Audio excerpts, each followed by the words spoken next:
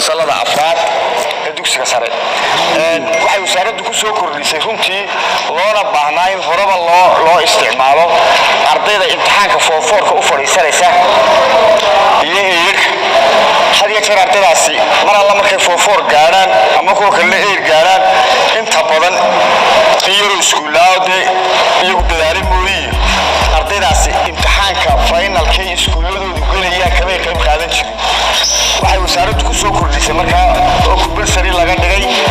inay foorfoorka iyo eedkuba hadduu ilaahay idmo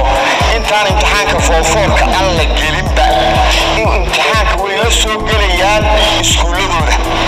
waa in iskuulka iyagana wuxuu noqonayaa tijaabo tayadoodana kor buu qaadayaa waxaana wasaaraddu weliba aaminsan tahay in tallaabo laga qaado ama imtixaanka foorfoorkaba lagu xujeeyo hadduu soo geli waayo imtixaankii iskuulka ee foorfoorka iyo heerarka arrintaasina waa arrin aad loogu baahnaa in badan oo horena meelo badan baan runtii ka sheegnay waayo waxa weeye ardaydii sidii nin tacliintiiba dambeeyey mar alla markuu foorfoor noqdaa meeyid noqdo waxaad moodaa iskuulkiina kama amar qaadanayo duruustiina wuu iskaga tegayaa wuxuu leeyahay anigu imtixaanka finalka imtixaanaadka waxaa sugayaa wasaaradda ardaygu waxaa rabaa inuu arday ahaado